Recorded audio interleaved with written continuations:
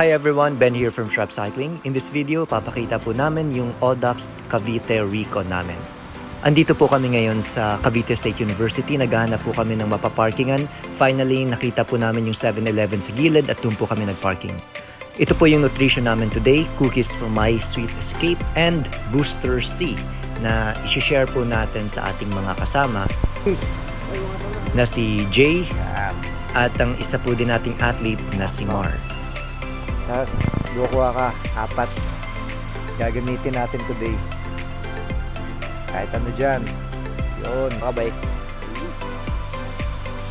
4 bay, 4. 4 talaga? 4 dapat. Yan. For this ride, 4 po na Booster C yung gagamitin natin. Normally, ang ginagawa ko po ay minimix ko yung Booster C sa water bottle natin para even yung distribution.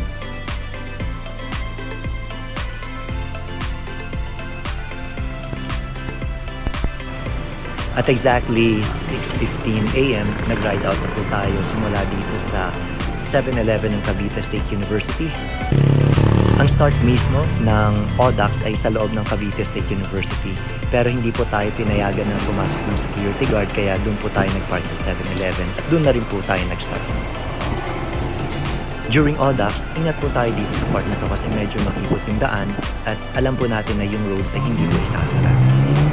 From the starting line, mahaba po yung lusong. I think nasa 11 or 13 kilometers po ito. So, lagi po natin iisipin kung ano yung nilusong natin ay aahunin po natin yan pabalik. Sa mga gusto pong makatapos ng mabilis sa Audax Cavite, ingat po tayo dito sa lusong na to kasi may mga bayan-bayan sa gilid, meron din po mga intersections. So, anticipate po natin kung meron mga tatawid, may mga dadaan na e-bikes para iwas aksidente.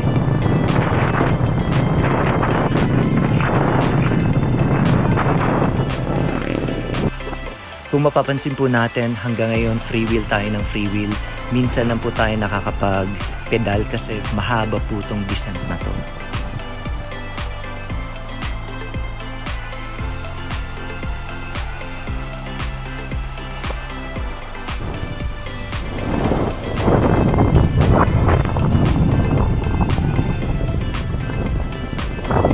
Most probably dito na part ay nasa within 11 kilometers pa lang tayo.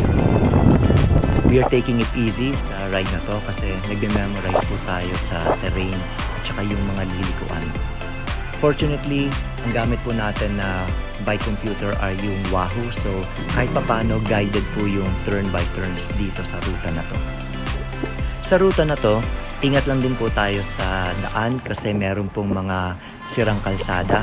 Kailangan po nating tingnan lagi yung dadaanan natin para hindi po tayo maaksidente.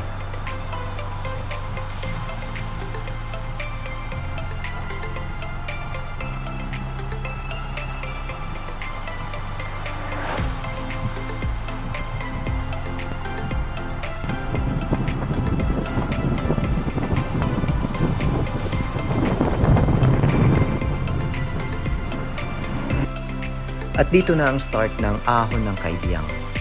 Medyo steep yung gradient sa part na to. So ang technique po natin dito ay nagme-maintain lang tayo ng sustainable na power para hindi po tayo maubos at hindi po tayo singilin pagdating sa latter part ng ride. At merong makulit na bata dyan, kinakarera po tayo. Hindi po natin yan sasabayan. Ang gagawin lang po natin ay magpe-pace lang tayo kung ano yung kaya natin i-maintain for 2 hours straight. After nung steep part ng Kaibiyang, ito naman po yung mahabang lusong.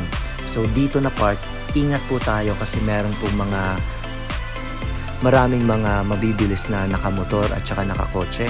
At the same time, yung mga lilikuan po dito, medyo tight po yun. So, pag nakakita po kayo ng lilikuan, as much as possible, kailangan nyo pong magpreno muna bago lumiko kasi dito sa part na to, meron po mga na-aksidente. Hindi lang natin nakuna ng video at saka picture, pero meron pong na-disgrasya na jeep dito. Tumaob po yun doon sa part na medyo tight yung turn pakaliwa. After 1 hour of cycling, syempre kakain muna tayo ng My Sweet Escape cookies para maka-recharge tayo at syempre yan yung nagbibigay sa atin ng lakas during sa ride na to.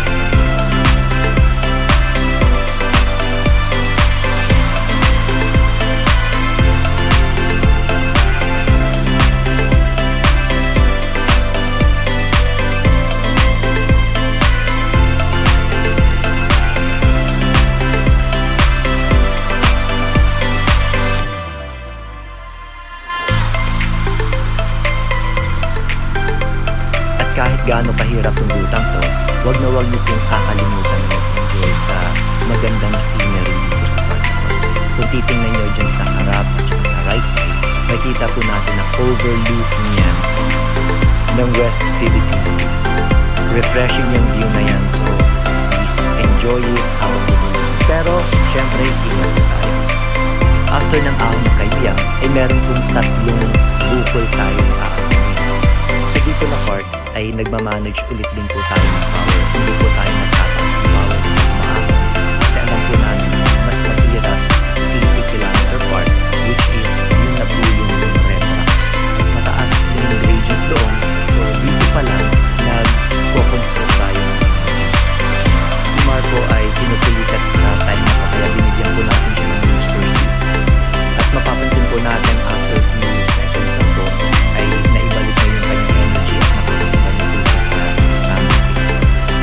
So thank you very much Boosters kasi yan po yung ginagamit natin during training, race, and rides.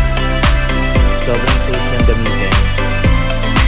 Na-test ko na po ito kaya highly recommended ko dito sa mga athletes natin. Habang nilulusin ko itong mahabang downhill na ito, inisip ko, naku, babalikan ko ito mamaya. Kaya po kapag merong downhill, hindi ko po masyadong na-enjoy kasi inisip ko, medyo mahirap dito pabalik. Dito sa part na to, naghahanap kami ng makakainan. Nag-decide po kami kumain doon sa Mountain Masal. Nakapag-apat po tayo ng restaurant. After ng lunch ay papunta na po kami sa Red Rocks. Dito sa part na to, minamanage ko po yung expectations ng kasama natin na hindi ito madali. At ang medyo mahirap sa part na to ay hindi lamang po yung gradient, yung init.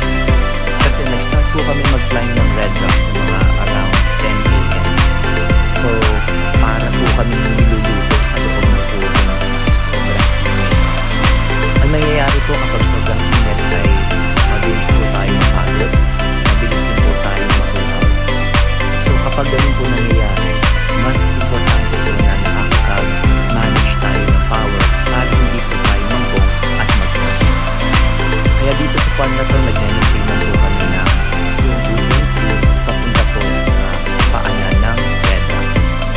At ito na yung entrance ng Red Rocks. So mapapansin po natin yung gradient, unti-unti nang tumataas yan. Dito po sa Red Rocks ay kailangan po nating mag-ingat kasi hindi ganun kalapad yung daan. Meron po mga truck na bumababa dito, so kailangan po nating magstay sa right side ng daan. Also, kapag hindi po kinayang magstay sa right side at diretso yung pagpedal natin or i-diretso natin yung bike, wag na wag po tayong mag-zigzag or mag-ahit kasi hindi po talaga safe. Merong mga mabibilis na nagmamotor pababa at baka ma-aksidente po tayo. So, ang magandang gawin ay magkabit po tayo ng medyo malaking pumps sa likod. For this ride, ang gamit ko po ay 50-37 sa harap at 10-33 sa likod. So kahit papano, naaahon naman natin siya ng tama. Pero mas maganda para sa karamihan kung mas malaki yung pump compared sa small chip para mas manayad po yung pag-ahon natin. So ano yung mga advisable na gearing dito? Kung gagamit po tayo ng road bike for example at naka 50-34 tayo sa harap, ang maganda pong gamitin sa likod is naka 11-34. Pero kung magagawa ng paraan na makakapag 11-42 ay mas maigi po. Basta lagi po natin tatandaan para sa ruta nito ay dapat mas malaki yung pinakamalaking hubs compared sa small chain ring.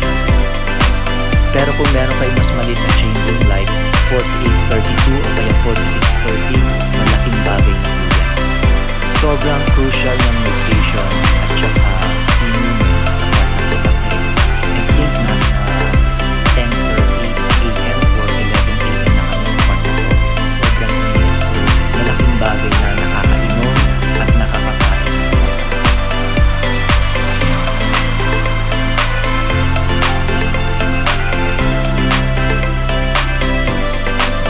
After ng mahabang lusong, ay nauna na ako kina Jay.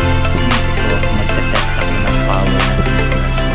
So bago ko gawin yan, iinom muna tayo ng boosters.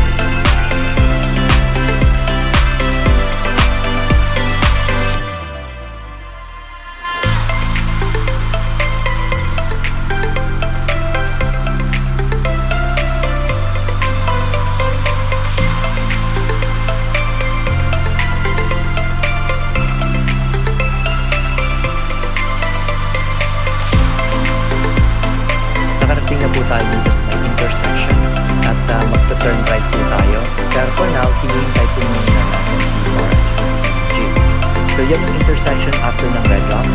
We have to turn right. So after po natin mahintay sila Jay, ay magpo-proceed na po tayo from that part going to 7-Eleven. Yung po yung turn around products.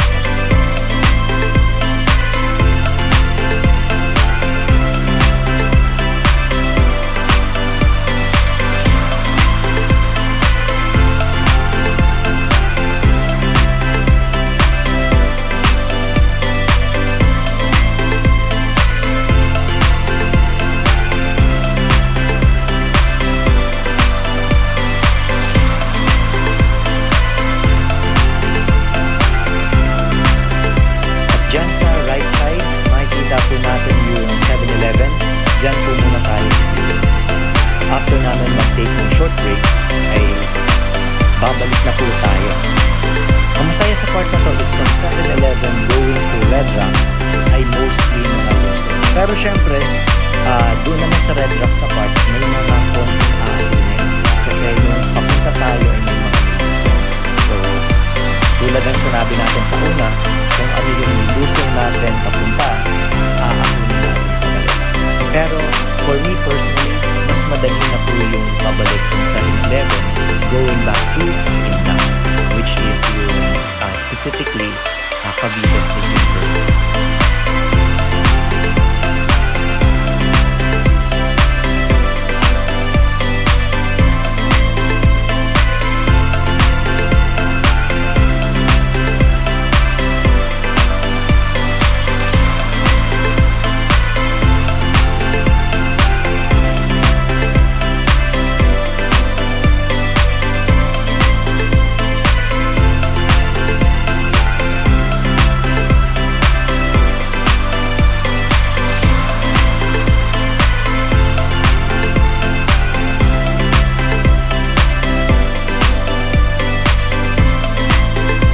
Huwag natin kakalimutan pag nakita natin yung tindahan yan sa right side at intersection po ay mag-turn left po tayo pabalik ng Red Rocks. So madali lang po yung tandaan.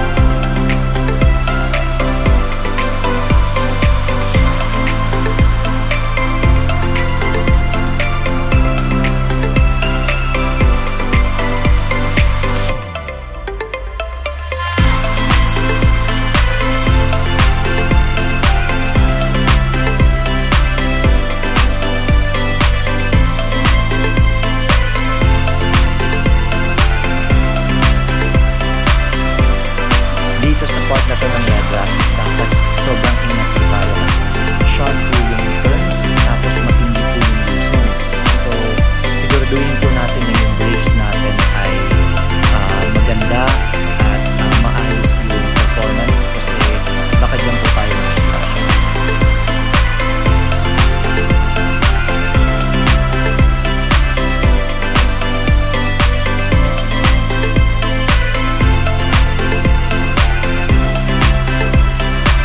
Pagdating natin dito sa may bridge ay mag-turn left po tayo. Sa ngayon, hinihintay ko po si Mar at saka si Jay. Sa tindahan na yan, pwede po kayong bumili ng buko juice, tubig, soft drinks. I think maghahalo-halo din po atas yung tindera dyan para po sa mga mag-join ng comments. So, support po natin yung mga local na tindahan. Malaking tulong din po sa kanila yung nagagawa natin sa kanila.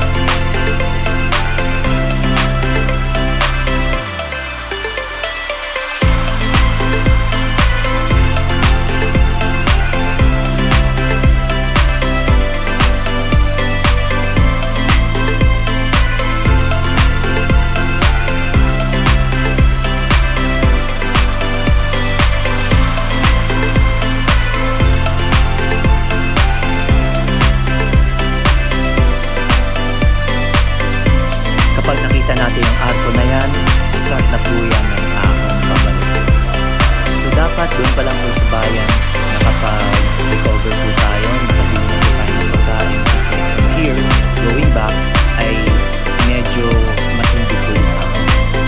So syempre kapag ahon, kailangan natin ang lakas at kapag kailangan natin ng lakas, pagkain po ang sagot dyan. So yan po yung technique natin, kain ng kain sa ride. Sa point na po ito ay hindi na po natin kasama si Mar, sumakay na po siya sa kasi medyo pinupulikat po siya. So kami na lang ni DJ yung bumalik from baba ng Red Rocks going to Cavite State University.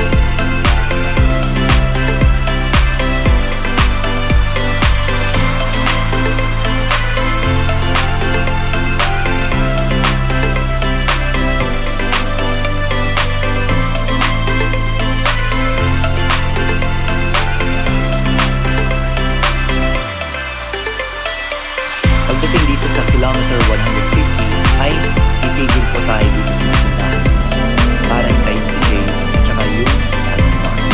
So tatandaan niyo po itong tindahan na to kasi diyan po tayo mag-turn left pabalik ng Idea. From here, 50 kilometers na lang pabalik ng Cavite State University. Kung iisipin po natin parang maiksi na lang siya. Pero hindi pa po natatapos kasi yung pabalik na yan ay may mga matitinding ahon.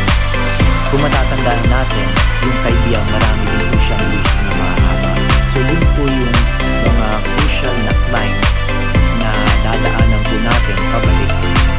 During this time, mga I think past 3 p.m. na po ito pero medyo mainit pa rin po. So hydrate well at kailangan po nating maligo din po ng tubig kung meron tayong mabibilhan o makukunan para maka-recover po tayo ng mabilis.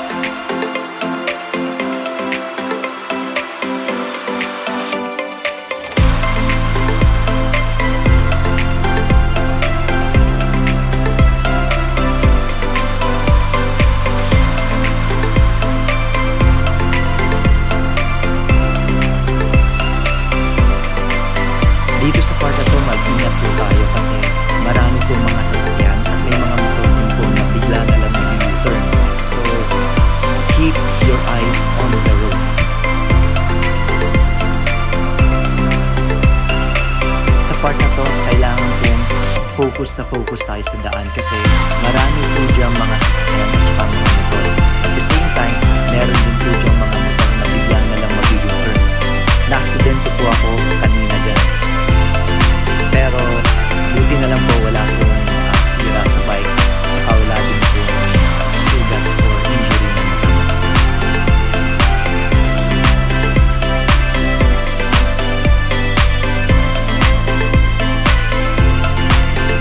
Papasok na po tayo dito sa Kaibiang Tunnel mismo. So kailangan po na meron tayong ilaw sa likod para makita po tayo ng mga sasakyan na nasa likod po natin. Kung makikita natin sa video, maraming mga motor na dumadaan at mabilis yung mga takbo nila. So, kailangan maging visible tayo sa kanila, kaya kailangan natin maglagay ng ilaw sa likod.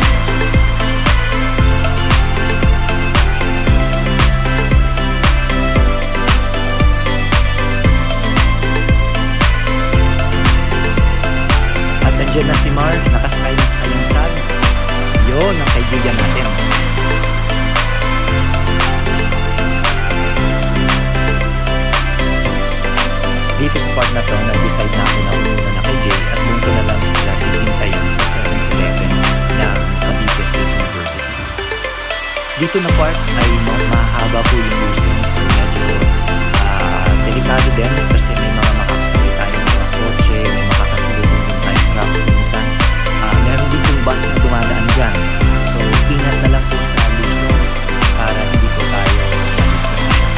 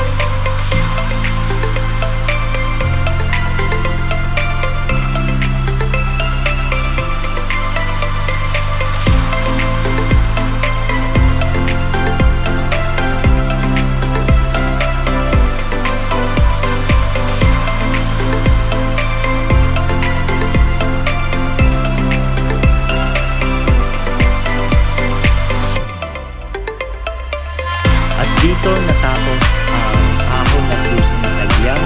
So dito na part na to, almost flat na to, going back to the last 13 or 11 kilometers na ako na naman pabalik ng Cavite State University. So dito na part na to, enjoy na lang natin yung flats. Kung meron kang pagkain, kainin nyo na, bumili po kayo ng tubig, o syempre kung wala kayong makakain, bumili na rin kayo ng makakain. Maraming tindahan dyan sa dito sa last 11 kilometers ay may capacity tayo ng ating power and endurance ulit. So, medyo mataas na watts yung pinakarga natin. Ang maganda naman sa ruta na kung pabalik kahit maapon siya is gradual. At the same time, hindi steep yung gradient. Kaya, hindi naman siya ganun mahirap. So, ang key po natin dito is sa first part ng ride or first half ng ride, kailangan po natin mag-manage ng power at saka meron tayong proper nutrition para sa second half ng ride at saka sa last 13 kilometers ay hindi po tayo mauubusan ng lakas. Also, kung meron po kayong booster seat, I recommend para powered up tayo during technical ride.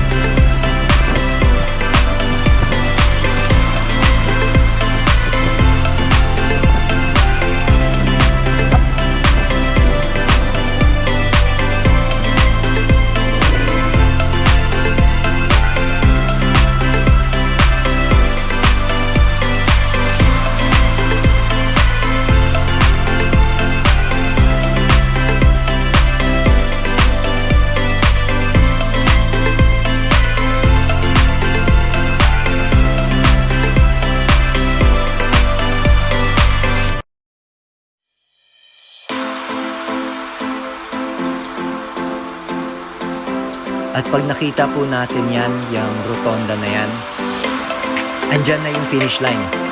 Yan. So papasok na lang tayo dun sa Cavite State University, which is nasa left side, at dun po nakapark yung isa natin. So maraming salamat po sa pagpanood at